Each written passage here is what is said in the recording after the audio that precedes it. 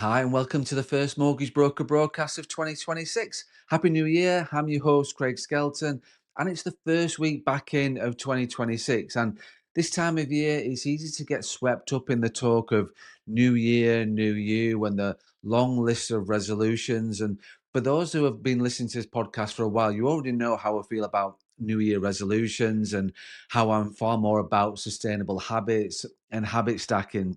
And why is that? Well, because most New Year's resolutions are abandoned within weeks because they set us up for failure. Most people who make resolutions have forgotten about them by the end of February. If you try and think back what your New Year's resolutions were last year, most people will not remember what they were. Why do we do it? Why do we do New Year's resolutions? Well, resolutions often stem from external pressure or guilt and focus on deprivation, like quitting alcohol or quitting sugar or veganuary or even social media, rather than the positive that habits we want to build. And as humans, we are loss averse. And when a change feels like a loss, our brains rebel against it. So in this episode, the first one back of 2026, I wanted to get into why habits are more powerful than resolutions, and why it's better to focus on one small habit in January,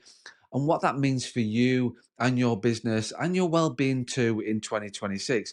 We'll also have a bit of a look at the mortgage market and then what the year is going to look like as a mortgage broker and for the year ahead. But I wanted to talk about habits and resolutions for the first one of 2026. So let's first of all look at why resolutions fail. Traditionally, New Year's resolutions tend to be all or nothing goals built on shoulds, shall we say. We feel we should eat better, we feel we should exercise more, we feel that we should spend less.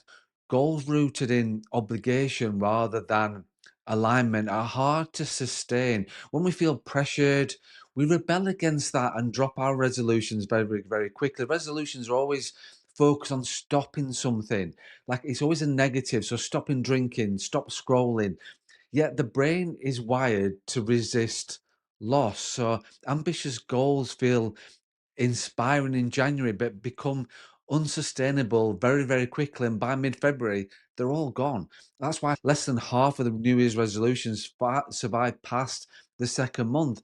And the bigger and more numerous the changes you attempt, the more likely you are to give up. So let's look at why habits work far better. Habits are, on the other hand, focus on small, repeated actions.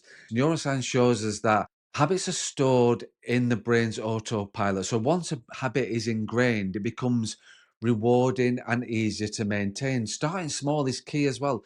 2 minutes of meditation in the morning, or a 5 minute walk, or one line in your journal. Create momentum. Small wins build confidence and identity, making it easier to stick with the behavior. Habits emphasize what we gain, so like strength, calmness, clarity, rather than what we're actually losing. And that's a big thing when it comes to habits versus resolutions.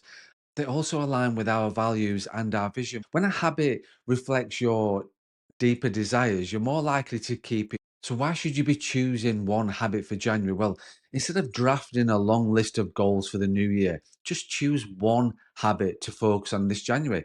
Pick something that supports both your business and your well being too. So, a few examples could be daily outreach is one that could do it. So spend 10 minutes every single morning contacting past clients. There's like loads and loads of fixed rate mortgages coming into an end in 2026. So be proactive with your outreach will be crucial, and getting those wins. Remortgaging is set to rise by about 10%. And obviously there's product transfers within that. All things about retaining your existing clients. So one habit could be spend 10 minutes every single morning outreaching your past clients just to let them know that you're still there. Building this simple outreach habit now positions you to capture on the opportunity that you already have in front of you. You don't need new clients, just focus on the existing ones. That will help you with the opportunity of what is ahead for 2026. Another thing you could do is just like morning mindset as well. I have a podcast on about the morning mindset. I still talk about the morning mindset. Just starting your day with a 5 minute practice, such as journaling or reviewing yesterday, or just gratitude will help.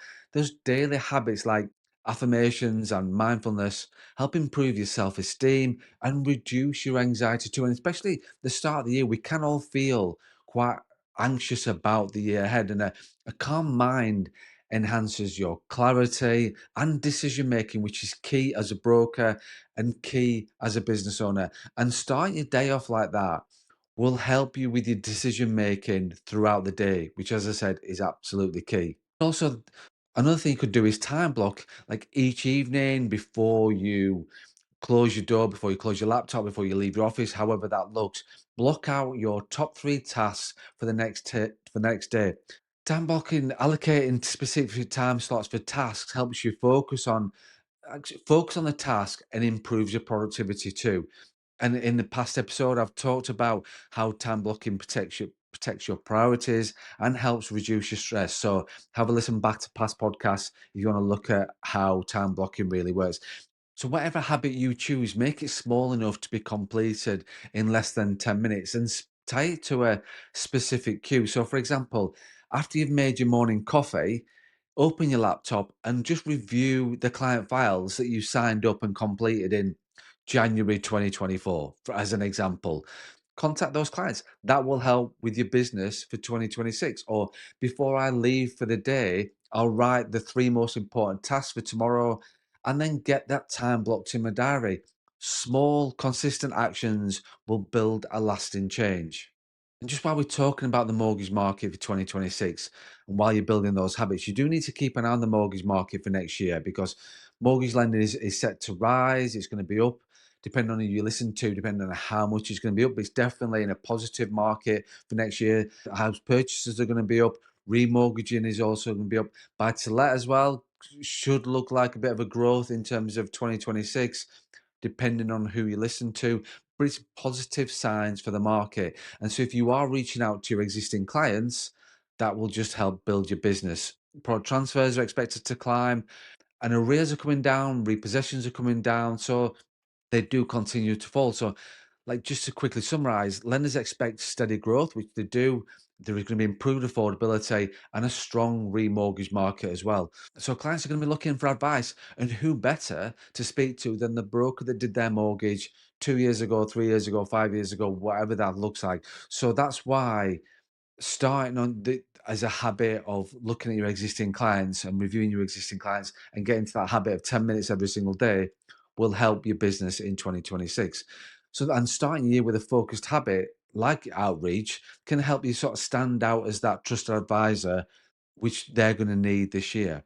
So why does one habit beat a multiple of New Year's resolutions? Focusing on a single habit, it might feel like being too modest because you feel as oh, I've got to have loads of resolutions, I've got to do loads of changes. But so it might feel like you that is modest compared to a list of New Year's resolutions. But the science on this is really, really clear. Small habits beat ambitious resolutions every single time. When you concentrate on one change, one thing, and look at really moving that one thing forward, you reduce friction and avoid overwhelming yourself too. So completing that habit daily creates a positive feedback loop. So which is all about your mindset and being positive in terms of 2026. And then over time, once that habit feels automatic, you can then add another layer onto that. And habit stacking, which I've covered and talked about in the past, will help that. But in January, in this month, just keep it simple. You do not need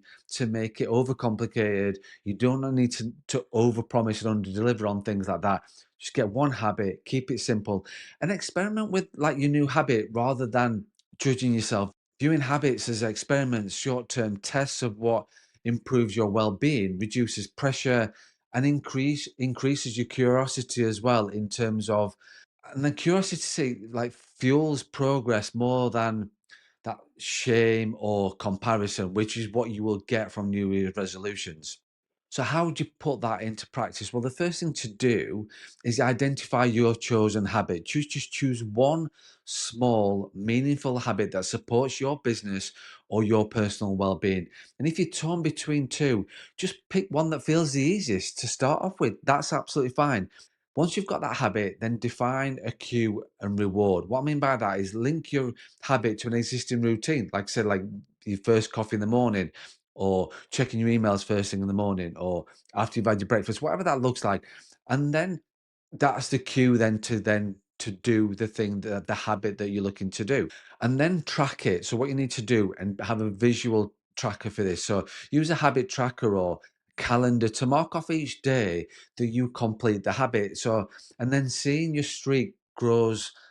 Helps build momentum and accountability too, which is so important when you're looking to introduce a new habit. And so, moving on to that, if you do tell someone about and sort of sharing your habit with a colleague or a member of the firm or a family members too, then that's important because accountability makes you more likely to stick with the new habit, which is so important compared to up-to resolutions. If you're just going to say you're going to do one thing and stick to it and tell somebody about it, it's more likely to happen.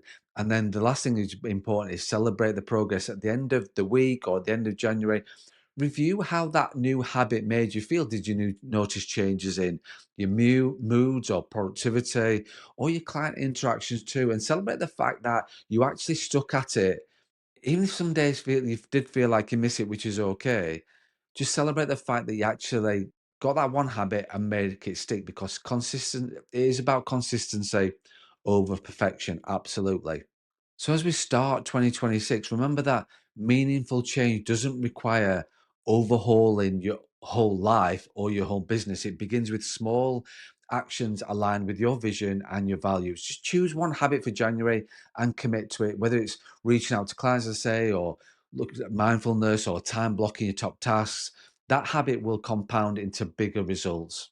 And the mortgage market is poised for steady growth, and remortgaging opportunities will but success will will favor those who prepare and stay consistent. And by having one habit will help you with achieving that. So let's make 2026 a year of intentional habits, strong relationships, and sustainable growth.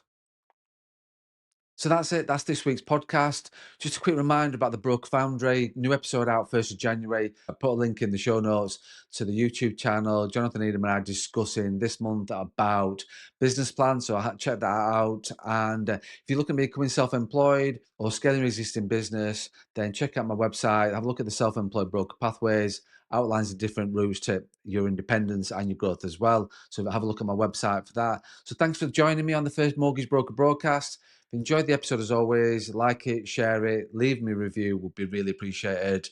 And I look forward to hearing about your habits that you choose and how it shapes your year. And then so until next week, have a great week. But as always, please don't forget to run your own race.